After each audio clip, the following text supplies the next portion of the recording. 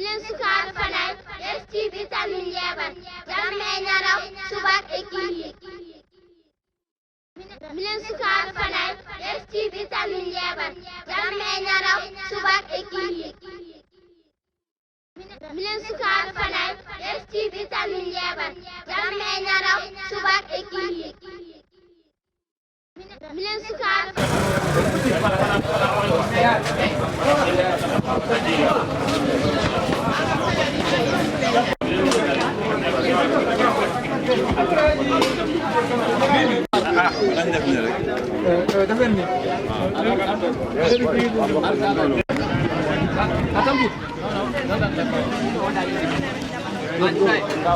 tedduɓe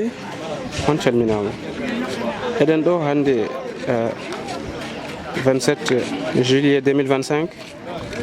gam oɗo journée mantiniɗo mo ganduɗa hoorema sukaɓe dande leñol naɓe e sukaɓe Pastef naɓe e ɓe ganduɗa kañum woni dental Boy Fanay kamɓe hande ndewi ɗo gam journée de reboisement e laaɓal Matar Ndiaye ɗum noon sikki ala ha yeeso ma en ƴettu konnguɗi yoga e mabɓe caggal ne jettuɗen Allah julɗen e nelaɗo makko sallallahu alayhi wa sallam en calmini l'ensemble de Fanaywa hande eɗen ɗo daari e dingiral manggal ngal gandanɗa hoore ma Fanay fof ko ɗo heewi hawrude kala programme so waɗi wadde noon eɗen ɗo hande fuɗɗode 72 heures culturel mbo Boy Fanay waɗata oɗo woni deuxiéme édition hikka eɗen mbaɗ ɗum Allah waɗi kadi oɗo hikka kadi en dañi hen kadi fartague mawɗo e rendude he nouvelle génération mo gandanɗa o hoore ma ko Pastef les patriotes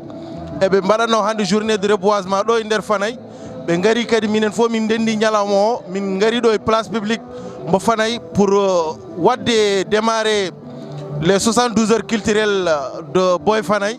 wadde noon oɗon calmine hen kadi oɗon beltane oɗon ñaguine hen kadi Allah moƴƴere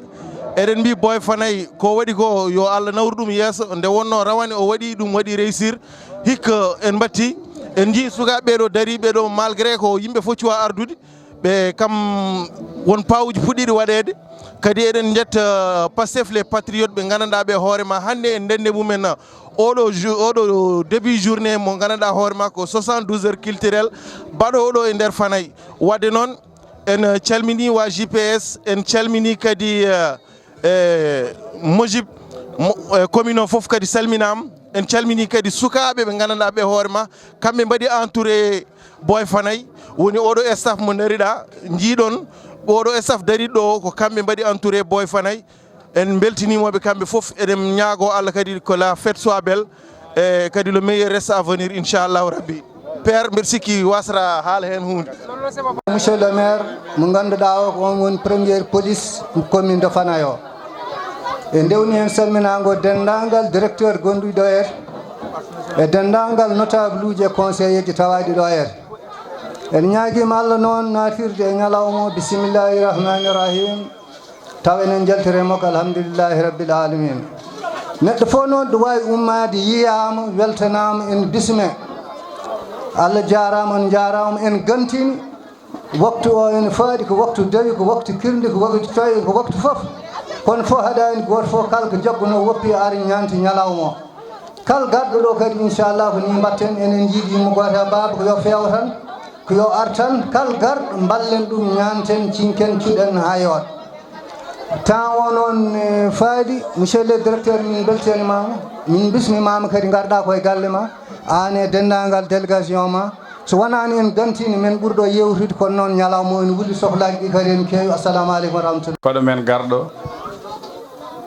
directeur des espaces urbains bisimilla ma ɗo e Fanay bisimilla ma e Fouta bisimilla ma e Damal Fouta an e wondiɓe ma ɓe gadduɗa ɗo bisimilla ma e inde commune de Fanay mo ganduɗa ko kañum woni première commune saɗa naata nder Fouta saɗa naata département de Podor ko salminde dendagal Pastef communal mo Fanay e gardugol docteur Malick Diallo ko weltanade ɓe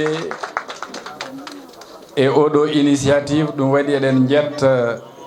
GPS e gardugol Ibrahima Ndiaye ɓe ganduɗa ko kañum en mbaɗi sababu ha kawruɗen ɗo hande enen kala wadde organisé oɗo journée de reboisement ɗo e Fanaye. Eɗen gandi caɗele gonduɗen e battu Yoro, eɗen gandi ŋakkere ndiyam wonde nde ɗo fof ummi koye ŋakkede leɗɗe. ɗum noon kala gawɗo lekki woni koye wallude men e habde e caɗele gonden ɗo. Monsieur le directeur, donc merci. Je voudrais aussi vous rappeler que nous sommes dans une zone qui a subi les inondations de l'année dernière. En face de nous, c'est un centre d'expansion rurale, le CADL. Ça appartient à l'État, mais nous y avions logé des individus que nous avions déplacés parce que leur domicile envahi par les eaux. Aujourd'hui, le niveau de l'eau, comme vous êtes du cadre de vie, le niveau de l'eau à ce jour est supérieur au niveau qu'il avait à la même période l'année passée. Donc voici des populations encore inquiètes, des autorités que nous sommes encore inquiètes, et nous demandons un appui, conseil, surtout pour faire face aux impacts de l'inondation. L'année passée, nous avons subi, parce que nous avons attendu que toutes les maisons, toutes les concessions, tous les villages soient envahis pour réagir. Mais cette année, ce n'est pas normal que nous subissions, nous devons anticiper. Donc nous devons faire face. En tout cas, la commune attend beaucoup de l'État pour ne pas subir cette année le phénomène de l'inondation. Nous voulons anticiper, prévoir, prévenir pour limiter les dégâts. Nous avons aussi salué l'initiative de l'État qui nous a accompagnés durant tout ce phénomène, mais aussi après la dotation en semences des populations qui a permis aussi aux populations sinistrées une petite réinsertion économique par des exploitations agricoles. Pour ce faire, nous sommes là encore, pour terminer, avec des groupements féminins qui seront, en plus de ce que nous avons fait en termes de reboisement, dotés d'arbres fruitiers. Il y a une dynamique des femmes au niveau de la commune, avec la création de beaucoup de groupements, la création d'une coopérative communale qui regroupe les groupements des femmes, la mise en place d'infrastructures pour aider les femmes à exploiter des parcelles agricoles de 2 ou bien d'1 hectare, parfois un peu plus. Donc l'acte de GPS va encore réconforter, renforcer les femmes dans leurs activités de tous les jours. Nous sommes aussi dans un milieu agricole où les femmes sont confrontées à la transformation des produits locaux, agricoles ou bien sylvopastoraux. Et nous avons entrepris d'y aider, mais on attend beaucoup de l'État pour ses appuis. Pour le reste, pour le cadre de vie, vous avez vu Fanaye. C'est presque identique dans tous les villages qui sont dans la commune. ce qui est demandé ou bien sollicité, c'est l'appui, l'encadrement ou bien l'amélioration du cadre de vie des populations que vous connaissez bien parce que vous êtes d'ici, par la lutte contre les occupations anarchiques, les 100 000 logements. Ça fait partie aussi de l'amélioration du cadre de vie et l'ensemble des aménagements pour moderniser des habitations. Je vous remercie. Espérons que la fête, elle est déjà très belle. Espérons qu'il y aura aussi pour les arbres, qu'il y aura un suivi pour que quand nous revions ici l'année prochaine, qu'on trouve des arbres bien entretenus. C'est ça l'essentiel. Parce que nous avons planté beaucoup d'arbres, mais aujourd'hui beaucoup ont disparu. Donc l'entretien, j'en ai discuté hier avec le GPS. Une chose est de planter, mais la grande bataille, c'est de les entretenir. Et ils ont une très bonne démarche en les parrainant et eux-mêmes en prenant certaines responsabilités d'entretien, mais ils ont pris des populations qu'ils ont parrainées chaque arbre et espérons que ça va aider. En tout cas, en ce qui nous concerne, nous allons appuyer le GPS dans ce sens et aider pour que vraiment que cette action d'aujourd'hui soit pérenne. Je vous remercie. Rahmatullah. En calmini, monsieur le chef du village, monsieur le maire de la commune de Fanaye, monsieur Seydina Ali Ngim, le directeur des paysages urbains et des espaces publics, monsieur le DRH, coordinateur de PASTEF commune Fanaye, docteur Malik Diallo, et l'ensemble des cadres de la commune qui sont là, les membres de la JPS, les membres de PASTEF, les invités qui ont quitté des villages ou bien des communes qui sont venus ici. Je peux citer M. El Ajba de Goller, Omi pour Goller ou Ardo pour juste avoir des journées au dos.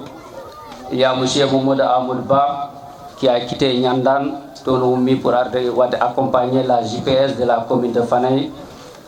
Madame la coordonnatrice de Mojib, Seynaboussi, Omi Hanjoum. Elle m'a vraiment remercier toutes celles et tous ceux qui se sont déplacés pour venir ici. Juste wadde yimɓe tan oɗo activité nakke cadre des activités mo ganduɗa ɗi JPS commune Fanaye en jogui ɗum en waɗa pendant toutes les vacances en waɗi hen activité oɗo ko pour wadde accompagner jignaɓe men mawniraɓe men rewɓe joguiɓe jardin ji ballaɓe ham dañde fruitier leɗɗe ɓesnoje ha mbawa hen awde e mbawa dañde puɗɗori ligguey wadde kadi awde axe goudron gummiɗo galle Chérif ha dow awde hen leɗɗe ha yimɓe dañ aussi ɓuɓri ɗum dañ kadi ko mbawi naftorade en gawi hande e nder juma o ɗum foof ko yidde yodnude wuuro mum haade lekki ko nafoore mawde wonde hen mbe sikki enen wonɓeɗo fof enen gandi ɗum juste wadde haaldude directeur no jiirɗa ni yimɓe commune de Fanaye en wawno ɗo ɓurde saabu jonde nde juut ha hewɓe kooti haadi enen mbaɗa remercier jignaɓe men jooɗiɓe ɗo guila subaka en paad men amen jaafonoɓe no feewi saabu jonde nde juuti no feewi haadi yooɓe gaccan men hakke e ko ɓeɗo yimɓe ko la commune de Fanaye gonɗo il y a la jeunesse de la commune de Fanaye qui est là, des gens qui ont accompagné le projet depuis le départ, qui sont là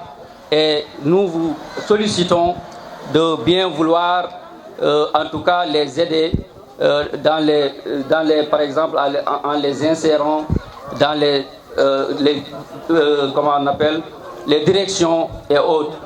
parce que jeunesse won wour so à la jeunesse d'Artak jeunesse aussi so yejitama yata il faut jeune uji mballe ha mbawa wallude koye men so jiiɗi wuuro ngo wuur il faut que jeunesse o e rewɓe mballe par ce que développement fuɗorto walla jogto développement ko rewɓe e sukaɓe ten hande ko rewɓe e sukaɓe ndendi ɗo ko sukaɓe pewji feere yidde wallude rewɓe wadde sukaɓe e rewɓe ndendi ɗo hande e nder commune Fanayi pour wadde ɗo une activité de développement par ce que activité awde leɗɗe ko développement activité o min mbaɗi hen min doktiri hen leɗɗe pour rewɓe gawa ɗum mbawa naftorade ɗum ɗon développement ko ɗon fuɗɗori wadde en mbawa gaynude haal sans pour autant remercier rokkuɓe men ɓe leɗɗe saabu leɗɗe so dokkano ɗum ɗo fof hande wawata wadde enen mbaɗa remercier un patriote ganduɗa woni Amadou Tall de Dimat o rokkiri men 50 fruitier ñande premier jour activité o haala nde o noddimi téléphone o yim Ndiaye ngare jardin o mamo hokku mon 50 fruitier 50 citronnier ɗum ɗon o waɗi ɗum sans pour fadde hen haydara hay journée o ni o alani donc juste tan hollude mon comment o ala hen ni hay oɗo o yiiɗi hen ko waɗirde pour juste wallude enen mbaɗa remercier la direction des espaces la direction des paysages urbains et des espaces publics ganduɗa dokkiri men leɗɗe ha semori dokki men aussi des gabiers pour wawde wat protéger leɗɗe enen mbaɗa remercier notre père Bocar Diop ganduɗa rokki men leɗɗe no semori kañumni rokki men ma won hedde 50 fruitier et Amoussi kañum hokki men leɗɗe no semori enen mbaɗa remercier toute la commune de Fanayi mention spéciale à la JPS de la commune de Fanayi je remercie vraiment tous les coordinateurs de cellules de JPS de la commune de Fanayi commençant de Ndieyirba jusqu'à Jolli et Walgo et Djerndi fof e mbawa aussi wasde innude ummiɓe ha Tedj monsieur Gassama est là o ardi ke délégation timmuɗo eɓe gummi guil Tedj eɓe gari ɗo hiren à chaque fois so Pastef waɗi organiser quelque chose eɓe niyam mbaɗat e patta haydara e patta e cohlanoɗo cohlano haydara eɓe gummoto guil Tedj donc juste vous rappeler que la jeunesse ou bien la population de la commune de Fanayi attend beaucoup de vous attend beaucoup quand je dis vous je parle du gouvernement nous attendons beaucoup du gouvernement monsieur le maire a rappelé tout à l'heure les problèmes min dañƴi ɗo e inondation ngaji vraiment jusqu'à présent digue Fanayi Walo so fuɗɗani minen jiiɗi ɗum vraiment wallede digue de Fanayi Walo nen ɗo ko foti wallede e tawana Fanayi Walo tan guure gonɗe e walo ngo foof en pour wallede par ce que ndiyam ɗam fuɗɗi montude ɗo joni ndiyam ɗam hol yartino ɗo année passé ɗo joni yawti ɗon no fewni donc il faut ko yimɓe mbasa fadde comme l' année passé en jooɗima ha presque ndiyam ɗam betti men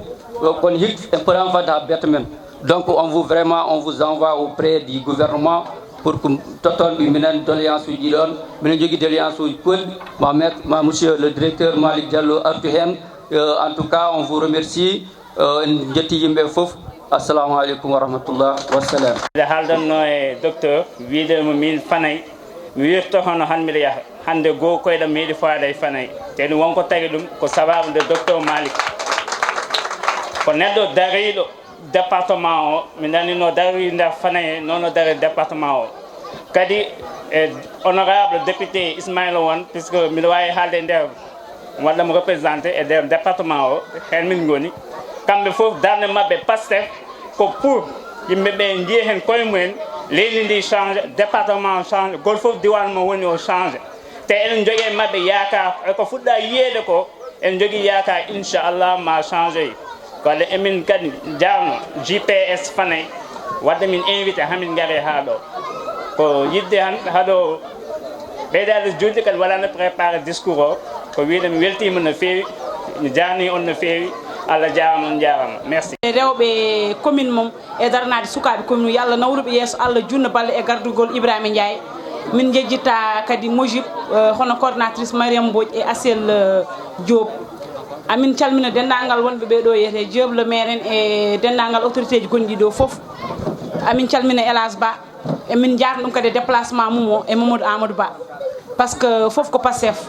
déplacement o tan no woɗɗi département de Podor mon fof no andi Diaba ha Jeeyirba no woɗɗodiri kono ko yidde woni ɗon e ko yidde woni ɗon monsieur le directeur min ko Kalifani jinmi ko halfindema sukaɓe département de Podor e rewɓe département de Podor no ɗum wawi wonde foof eɗo wawi fodde foof amin jiiɗi par ce que sukaɓeɓe ko jooɗiɓe ko tampuɓe liggaki ngala haydara ayno tampere no woodi ɗo no feewi no feewi no feewi amin jiiɗi wallede heen e banggal mbawɗo wonde fof min mbima kalifa ma Allah sukaɓe e rewɓe ewa Allah jarama on jarama jonde nde juuti guila subaka ha joni yimɓe enen jooɗi kono koɗɗo men kadi en jari ɗum par ce que mo gandanɗa hoorema ko gandidirɗon ko wonani lewru mbiɗa ɗum ka mbaɗowo activité wima aha oɗo activité comme garaw ha wuurma wadde Seydina Jim waɗimama remercier no fewi wadde remercier aussi les organisateurs par ce que so ari ha heeɓi ɗo won jagguɓe hen donc en tête JPS Mojib en wonde surtout Pastef commune de Fanaye par ce que eɓe jaggui hen eɓe darima hen wadde remercier aussi les alliés par ce que so ari ha ɗo kadi kamɓe eɓe jaggui hen mention spécial noon eɓe gumbiniɓe guila Dakar gacci gueɗe mumen himmuji men e haajuji men gaari tewtorede ñalawma o mbaɗon docteur Dia en joblo maire en Mamadou Ly Alassane Niayen et les autres vraiment remercier aussi la coordination départementale et déplacement mo El Hadj Ba waɗi o et wonde aussi la coordinatrice du Mojib et spécialement aussi à docteur Ndongo omon e nder men kono ko directeur hôpital Linguère kanko kalanmomi ko ɗum ko ñal alhames o kankenne ko ɓiili faari o warat o tawtere ñalawma wadde en mbaɗam hen remercier artude noon e fayidagal ñalawma o par ce que ñalawma o ko gueɗɗiɗi goni hen reboisement woni awde leɗɗe ene wonde rokkirde leɗɗe ɗesnoje awde leɗɗe noon ene gandi hande Fanaye ne wuuli walla hande Sénégal ene wuuli ko waɗi Casamance wulani ko waɗi Guinée en walla ko way noon wulani c'est parce que leɗɗe ngala toon gawen leɗɗe ɗum waɗi GPS eɓe ƴetti oto initiative awde leɗɗe e nder commune o foof hande ko première étape enen ɗo e Fanaye yora d'autres étapes men jaaha e guurɗe e foof gawen hen leɗɗe kadi toppitɗen ɗum par ce que sa awi leɗɗe ma wolle men guuleki usto ma wolle men ko wiyete ko changement climatique o haali ɗo joni affaire inondation waɗat ɗum ko les fontes de glacier ji gonɗi Europe no aduna wulirata ni glacier ji ɗon cayat so sayi noon wonta ndiyam watta ara yimɓe won inondation ngaji wadde awde leggal ne waɗi fayida ko woni koye leggal gueɗel gonguel leggal en rokko ɓuuɓari mais enen ko wiyete ko gaz carbonique lekki ki kañum jaɓɓoto ɗum oto ko ɗum weddoto usine ko ɗum weddoto e goɗɗe hay neɗɗo ko ɗum weddoto so foofi leɗɗe noon kañum en ƴetta ɗum mbaɗa ɗum capté ɗum wasa yaade dow wasa ɓeydude ngu lekki gueɗel gonguel guel awde leɗɗe kadi en waɗi hen gartam hande sa waɗi pépiniére ma a awi limon walla banane walla mangue en 3 mois walla 6 mois jeeya plante goto hedde 500 walla 1000 francs waɗi en waɗi gartam heɓnen nder Dakar ko ɗum woni ligguey men e mbaɗa orné les bureaux gueɗel gonguel guel aussi ko woni don d'arbre fruitier au GIE de femmes vraiment min jiiɗi aussi poɓɓo noon les GIE de femmes de la commune de Fanaye ko rewɓe timmiɓe rewɓe dariɓe en mbawno hadde e cuuɗi mabɓe e mbi worɓe yo liggoy kono eɓe keɓɓi guuɗi mabɓe ha tiiɗi e mbi kamen kalɗo gorko addi nawgas kamen mbaɗi busap e pawɗon jiiɗa hoɗo Seydina Jim wuuro ngo foof ko jardin ji ɓenen jogui limon ɓenen jogui nana e goɗɗum won berema aussi ballana hen e matériel ma e limon ngaji ɗi e fruitier ɗi kanko ne ko waɗata ko ala arbre fruitier kamɓe eɓe ƴettata arbre fruitier mais no mbimomi nde rewɓe ko tottata leɗɗe fruitier wi aha min mbatta ɗum noon kono mam ƴewmo ligguittoɓe ɓe joguiɓe arbre fruitier dokkama leɗɗe o addu ɗo wadde ko addi ko ɗo aussi kanko vraiment e mbaɗam hen remercier mi gaynata konngol am noon tan waɗani remercier kadi mawɗam woni docteur Ibrahima Sy kanko ne o yiɗino arde mais hande o foti wadde voyagé omo yaha Brésil et honorable député aussi Ismaïla Won kañum ne yiɗino arde mais c'est au dernier moment kanko ne o dañi séminaire ɗon e Dakar o wasi arde wadde remercier et l'ensemble des acteurs mention spéciale noon aussi à Eaux et Forêts au département de Podor e gonɗo ɗo e Thile Boubacar par ce que ngani waɗi déplacé o ari monsieur Jim aussi mbaɗa remercier équipement o woni wa cadre de vie e jiiɗo wa FERA monsieur le maire aussi waɗi déplacé équipe mum naati hen quoi mi kalinen ko nan betti a haali ɗumen nder oto mi mbeɗenma haat ɗum ɗo ha leer pour ko concernant emploi des jeunes kanko aussi mo wimo waɗa hen huude makko ha timma mo ƴetta zone ɗi inchallah mi haalta hen kanko hakkude makko e fayana mo haala hen wadde remercier yimɓe foof on jarama golle mon yiyama jokkene golle sen gawi aussi doosen toppiɗen fanay wonde fanay vert min calmini goto mon foof wa fanay naaɓe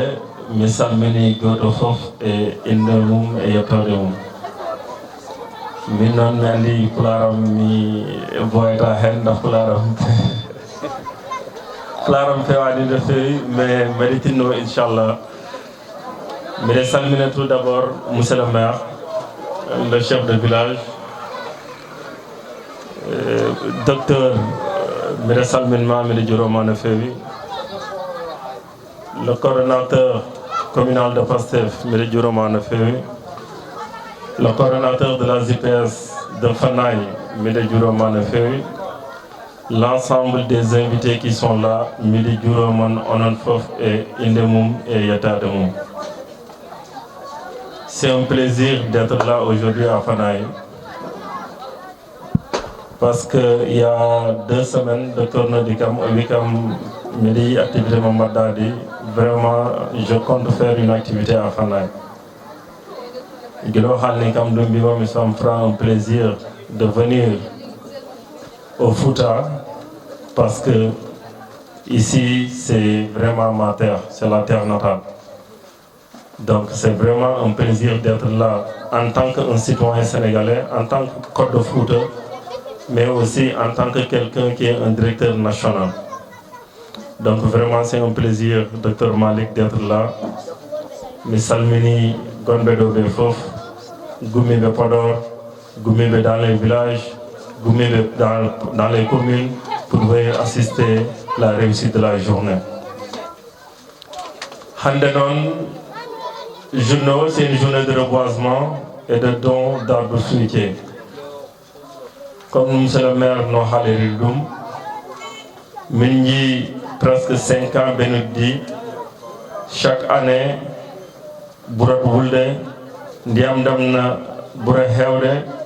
Dum Tampini Yimbe. Joni Dum Kowadi Dum Woni, commune Gonda Goro Tambo Ganda, wite ko changement climatique. Climat wonno wayat noni on ji décembre janvier yen buubatno mais joni arat ha janvier décembre ayita buubol ɗum ko waɗi ɗum noon woni environnement o waɗi changé ko bonne environnement woni leɗɗe ɓe ganda yimɓeɓe ɓe coppat ɗum nder ladde ɗi ganda kañum jaggatno kañum watno absorbe chaleur o ɗum noon so yeehi ha yiyani ɗum arat ko yimɓeɓe ndiyam dam lekkiji momin mbaɗatnoɗi mo yimɓeɓe tajat nder ladde ɗe racine uji lekki ɗi ɗon waɗatno absorbe ndiyam ko heewi to ganduɗa ndiyam to ari foof leɗɗe ɗe jettonno ɗum joni noon leɗɗe ɗe so wonani dans la forêt a yiyat ndiyam dam arat e tomin goni ɗo ɗum ɗon woni noon le président de la république son excellence le président Bassirou Diomaye Diakhar Faye on dit moi il y a une semaine, la semaine passée, il était sorti pour nous dire qu'il faut qu'on essaie de faire des reboisements massifs. Donc pour Holum, parce qu'on doit vraiment lutter contre le changement climatique, mais au-delà de ça aussi, commune Wado créer des îlots vraiment de chaleur. Madame des poumons du Mongandouda, Yimbebe Sobijalti, Habimbawe Hen Yade Bipofto, mais aussi, Konjiton Ko Woni.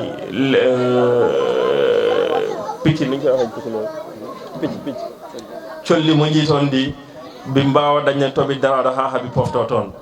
joni ɗiɗon foof woni ko importance le reboisement par ce que no docteur wini minen komin jaltinat ko moƴƴani joni lekki ɗi dañat ko ɓe jettat ɓe mbaɗa absorbé gaz momin jaltinat o mais haadi kaɓe totta men CO2 joni ɗum ɗon no moƴƴi e bandu men mais aussi waɗat maladie ji mo jiida na tampina yimɓe ɓe fof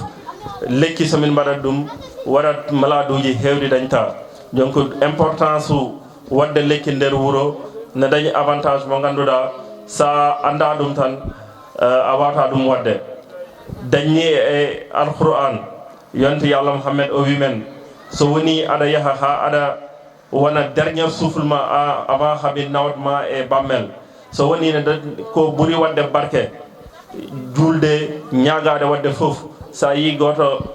lekki mo ganda nen sarama waddum mbara dum jehira nonu tiabo mo dañta o dum buri julle dum buri fof joni wadde lekki nder wuro kon na dañ importance mais au delà god activité gaddude men o min gari do ko pour vraiment à ces dames braves dames qui sont là jinmi pabodo mais no fewi parce que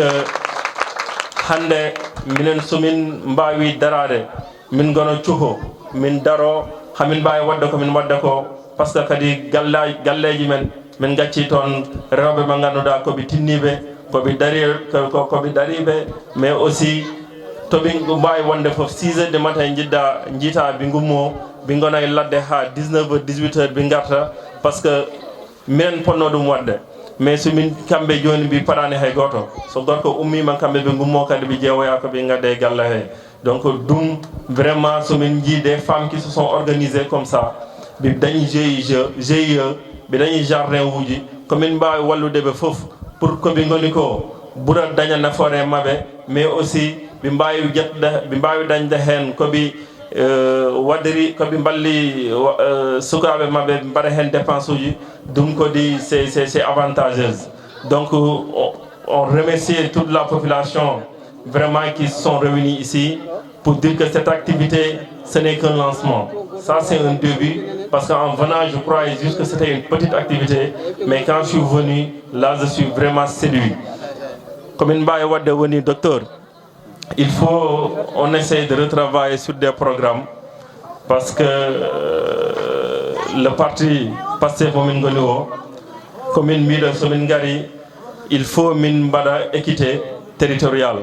woni ko woni Dakar ko woni Thiès ko woni Diourbel gonɓe Fanaye gonɓe Fouta gamɓe fof ko poddi hebde ko gonɗo Dakar o ko heɓat e gonɗo Diourbel o ko heɓat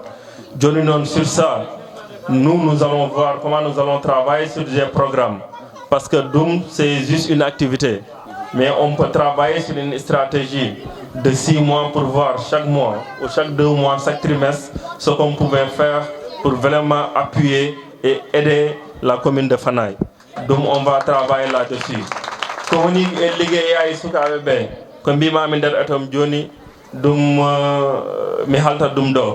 nous on a un programme dénommé le programme Xëy Ndaw Ñi. Donc le programme Xëy Ndaw Ñi, l'objectif c'est d'aider ces jeunes qui sont là, qui ont l'âge de travailler, qui ont l'âge de rendre service, qui ont l'âge vraiment d'aider leur famille. Donc ce programme arrive pour Manganoda, même ça à la diplôme, na wawi jettude mo ballamo na jeew agent kewdi mo jidon do cadre de vie kambe fof koy programme odon bi ngoni sumi yettima inchallah dès lundi je vais voir le directeur général pour mi jeew hon ko ta mbami dañde mako inchallah sumi dañi dum mi noduma ngada dum Fanaye parce que Sénégal hadani Dakar hadani Diourbel hadani Saint-Louis sénégalais fof to gonda e leydi Sénégal sens mo wa Dakar poti dañde o odon sens podda dañde dum mom inchallah docteur mamin daro hen no fewi komin bayi wallude commune de Fanaye inchallah mamin baddum tamin darta hen parce que aussi au-delà de tout au-delà de la direction des paysages urbains mamin goni o nous sommes des jeunes de Pastef nous nous sommes battus pour un combat nous nous sommes battus pour un changement systémique et ce changement là commune bayi wonde woni gondo Fanaye gondo Diourbel gondo Kaolack gondo Ziguinchor commune baye wallirde entre nous c'est min totire jungo go fof ko dañi o wara hen pour que bi ganda Pastef wona halde kesse mais Pastef c'est des actions et aussi c'est des actes donc vraiment je remercie tout le monde je remercie les hommes les femmes la jeunesse la JPS toutes les coordinations réunies mi salmine mon mi salmine Diop le maire Sehelam mi salmine Ndiaye aussi et vraiment Aboubakri Sy vraiment un ami d'enfance minen man gonduno Diourbel joni beltimi no fewi gele jimomi do donc vraiment c'est un plaisir donc mi weltima no fewi mi wari halde pular non mi sikkano mede wawi vraiment Bonjour à la communauté de Fanaï que j'ai trouvée ici. Bonjour à toutes les autorités que j'ai trouvées sur Fanaï. Moi, je me nomme Seydina Alioune Djim, directeur des paysages urbains et des espaces publics, bras opérationnel de la direction générale du cadre de vie qui est logé au ministère de l'urbanisme, de la collectivité territoriale et de l'aménagement des territoires. Alors, pour votre question, depuis que nous avons pris service, nous avons entamé un programme dénommé le programme Natal. L'objectif de ce programme, c'est de faire revenir la nature en milieu urbain. Comme nous le constatons, le changement climatique, le réchauffement climatique est en train d'amener le pays à une situation désastreuse. Les périodes où il faisait chaud, on constate qu'il fait froid. Les périodes où il faisait froid, on constate une chaleur qui fatigue la population. Sur ce, l'objectif est de faire le tour du pays, de faire le tour dans chaque commune, de travailler avec la population, de travailler avec les environnementalistes, de travailler avec les responsables du cadre de vie. Pour que l'objectif est simple, c'est de faire revenir la nature en milieu urbain, mais aussi de faire revenir vraiment la plantation en ville. Sur ce, nous avons entamé beaucoup de programmes qui est la mise en place des pépinières dans les différentes communes. L'objectif est que chaque population, quand il a besoin d'avoir une plante, qu'il part au niveau de la pépinière pour avoir une plante pour le reboiser. Mais au-delà de ça, l'objectif est aussi de faire revenir les arbres fruitiers en milieu urbain. Sur ça, nous sommes venus ici à Fanaï. Après la plantation que nous avons faite avec le docteur Malik, nous avons réuni toutes les associations, les femmes, les ONG, les GIE, pour que chaque femme, avec son projet, puisse avoir au niveau de son champ des arbres fruitiers pour permettre à ces jeunes, à ces braves dames de faire des commerces et de pouvoir aider leurs familles qui sont dans le besoin. Merci beaucoup. Wa Sénégal, salam alaikum wa Fanaï. Ñu ngi nuyu d'abord ñi fi fekk ñëpp ñi ñu doon xaar suba ba léegi li waral suñu teewaay tey ci Fanaï ginnaaw bi ñu jëlee direction des paysages urbains et des espaces publics nga xam ne moo yor lépp luy aménagement paysager mais aussi yore lépp luy plantation en milieu urbain si lañ indi benn programme bi ñu wax le programme Natal. Donc Natal nag baatu olof buy tekki la mooy lépp loo xam ne mbiru jëmbat la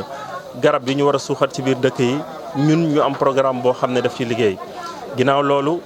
tàmbali nañu ay initiative depuis le mois d'avril ak mois de mai def ay régions yu bëri lu mel ni Dakar def Thiès def nañ Koki démb ñu ngi woon Ndar doon fa def benn activité avec le ministre de l'urbanisme tey bi ñu xëyee sur l'invitation de la JPS et du PASTEF communal et du docteur Malik ñu ne nañ ñëw Fanaï ak si fii nga xam ne mooy Podor pour que le programme Natal bi nga xam ne ñu ngi koy def ci yeneen dëkk yi ñu mun koo indi fii si Podor. Parce que il y a 2 semaines gis nañ le président de la République son excellence monsieur le président Bassirou Diomaye Diakhar Faye génn na ne population bi nañ jugaat pour bépp koo xam ne mën nga jël garab nga jëmbat ko nga def ko. parce que gis nañ ni changement climatique bi mi ngi ñëw jaww bi mi ngi soppeeku tàngoor bi mi ngi gën a yokk mais aussi ndox mi ngi ñëw inondation bi. Fanaï bokk na ci dëkk yoo xam ne mën nga ko fee constater donc pour ñu mën a xeex loolu yëpp il faut que population bi yëpp jóg armé wu takku ne il faut ku nekk war a mën a jëmbat garab sa buntu kër mais aussi fépp foo xam ne espace la nga xam ne amul garab ñu jëm ko fa jëmbat pour que lii nga xam ne dafay nekk ay phénomènes yoo xam ne dafay sonal nit ñi bu boobaa dootul mën a sonalati population bi donc ci loolu lañ fi ñëwee. Def nañ des plantations au niveau de la commune mais aussi indaale nañ ay arbres fruitiers pour permettre ñi nga xam ne mooy GIE yi ak association yi nga xam ne dañu nekk fii ñu mun leen a dimbali loolu dina tax ni ñi nga xam ne dañuy femmes yi nga xam ne dañuy nekk ci association yi mun ci daan doole garab yooyu bu màggee meññet yu muy génnee dinañ ci mën a liggéey mën a jaay am loo xam ne dañ ko mën a suturloo mun ko yóbbu seen kër yi. mais aussi beneen affaire bi gën a am solo mooy li ma wax sànq mooy équité territoriale li nga xam ne dafay nekk Dakar di nekk Thiès ñi nga xam ne dañoo nekk Fouta aussi dañ ci war a jot rawatina waa Podor. parce que Sénégal bi ñu nekk ñu fii pour benn dëkk wala beneen dëkk mais dañ fay nekk pour que dëkk yëpp mën a yam mën a tolloo donc ñu ngi insinuer les pôles territoires pour permettre pôle bu ne sa économie nga gën ko mën a renforcer mais nga mën a am doole boo xam ne di nga ko mën a liggéeyee ba dootoo soxlaati état central donc ci initiative yooyu moom la ñu tàmbale di ñaan avec appui population bi avec appui wu jeunesse bi incha allah lii état bi indi pour que Sénégal bi ñu mën ko transformer d'ici 2029 incha allah ñu mën ci àgg. jërëjëf JPS mo commune Fanaï kañum waɗɗum wondude l'ensemble des acteurs politiques mouvance présidentielle wadde activité taw wiyete ko dorgol leɗɗe activité o noon ko deux dimension goto ko wadde nde lorgo leɗɗe ɗum ɗo aussi ko directeur Seydina Aliou Djim ganduɗa kañum ardi direction des paysages urbains kanko arɗo wondude waɗi kadi arde équipe makko technique wonde wa cadre de vie foof kañumen garɗo ballude men e oɗon activité o noon ko wadde nde awde nde leɗɗe e artère uji Fanaye yaltinde manam fayidagal laabi Fanaye ɗi guila axe oɗo ha axe paɗo Fanaye Walo par ce que en jii guure men nde enen catta leɗɗe so yi hande ko wiyete ko réchauffement climatique ko wiyete ko déforestation hande ene heewe men aɗa yaaɗo e jeeri ndi mbaɗa 1 kilométre taw leɗɗe sappo walla nawgas jiita alors que Fouta nden en heewno leɗɗe waɗi ɗum ɗo ko artirde yimɓe mbawen awde leɗɗe guila nder guure ɗe ha caggal guure ɗe par ce que lekki so neɗɗo ñeewi wiyete a yeehi to docteur o rokkimama lekki wadde lekki ene waɗi important e nder gurdam neɗɗo par ce que poɗɗe ɗe mbo jartade sa defi bottari ma so yowti liɗɗi ɗi walla tewngu heddi ko fof koye leɗɗe ummoto wadde leɗɗe ene waɗi fayida no fewi e gurdam neɗɗo o ko ɗum ɗon waɗi min mbi gawen leɗɗe par ce que waɗama pépiniére uji comme territoire wini pépiniére uji aussi awoɓe pépiniére uji kamɓene mbawa yeeyde hen leɗɗe sa waɗi pépiniére ma 3 mois 6 mois daña hen leɗɗe ande mbawa hen yeeyde hande hewɓe nene e nder village ko ɗum woni métier mumen wadde ɗum kadi en wawi waɗede ɗo te mbaɗen ɗi directeur cadre de vie mo ɓorti hen kadi o walla yimɓe ha mbawa wadde ɗiɗon activité ji daña hen ko guurdi goɗɗum ɗum aussi ko rokkirde leɗɗe ɓesnoje gon GIE de femmes ɗo e nder commune Fanaye ene mbaɗa remercier ko rewɓe dariɓe hen goto fof jogui jardin hoore mum walla jardin GIE mum min wadde ballen yummiraɓe men ɓeeɗo walla miñiraɓe men rewɓe ɓeeɗo en jogui jardin ngaji ngala ko coodi leɗɗe ballen eɓe daña leɗɗe wadde GIE fof hande dañi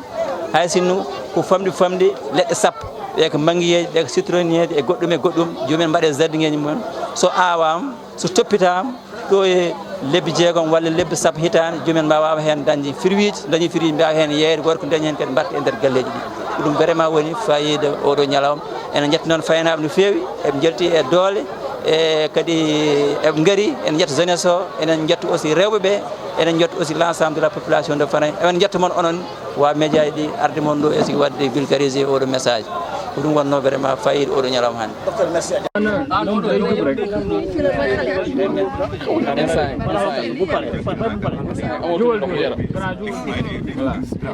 allez merci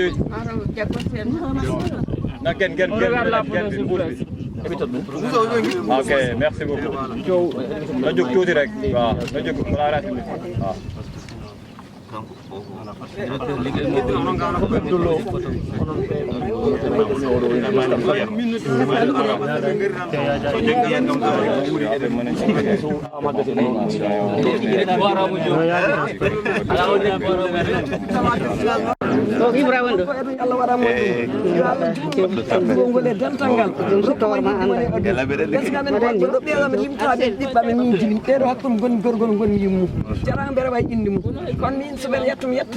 jettat Allah e nura wettani ala yetta sababu ka anmi jettat amon garɗo tawi men ɗo amon sababu ha ɗum ɗo dari minen ñaagui Allah woyda men ɗuɗo kede darino yomin mbiyetto e ndiyam min ngala tan hamin joogo e galleji amen minen jiiɗi solaire minen jiiɗi pompe minen jiiɗi tigrenede fof minen cohli komin jiiɗe fof minen komin dañi fof minen jiiɗi komin capan jeegom debbo e jeegom minen jeeyi oɗo jardin barke salatu paari comme kajjoɗi makko mi wonta taw timmi hectare woni hectare e feccere ko minen ƴetti machine min mbaɗi debbo kodde temeɗi min naani machine min ndewi on nannin ɗum e projet ji eyyi min dutti min mbaɗi debbo ujunere min mbaɗɗi ɗo piyeji hol grillage o ujjeere komin dañño fof min jiɗɗin ɗo minen ñaagui Allah yon jaaru yeeso Allah ɓeydo moon caɗele moon yalla itta moon yalla wat barke ko ɗoɓon ko oɗo noon heeɓi am mbay kon puneɓe ombo andi hay dabbo kanko de tan ɗum addi han banam gorko woni ɗo ɗeɗo ko ɓikko ñam ɗeɗo ko min ko ñam ñaagui Allah ɗo joni oɗon banam gorko minen jiidi umma e baba neni endo man ɓolam woni ɓen ñaagmi yallah jutno gurnam kono jejjire amen gaw hen ndi min gawa tigge gawe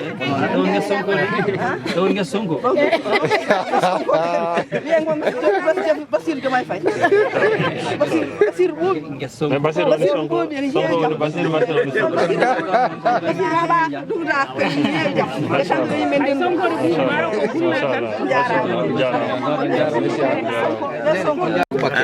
ene wuula seeɗa sen mbawi wadde subahla o walla kiijiɗo o koyde gono somin garɗo min tawi lekki jibini amin gaddo a heewa eyyi joni nen boyo bimi ɗo ko légal Malick ɗo ko légal men ɗo koni légal Malick ay financement mo premier mo rokkuno sababude mon kiti e ministère de la femme on a financé ce projet 1 million donc le projet solaire aussi biyaɗo jokkotore Hammat Thiaw waji ɓe so gari kiti ma garɗo ƴeew kalmo jeeɗade hen kiti ma heɓ maɓen ke waɗo tour won union ngaji ɗi noon ala union ngaji em garata e guese goɗɗe mais guese mbaɗo ne winda siki heƴƴi fof maɓe gara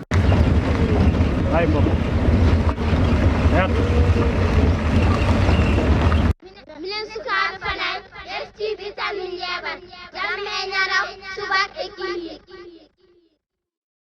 minen sukaɓe Fanaye STV salmin jeeɓat jamme ñaraw subak e kihi minen sukaɓe Fanaye STV salmin jeeɓat jamme ñaraw subak e kihi minen sukaɓe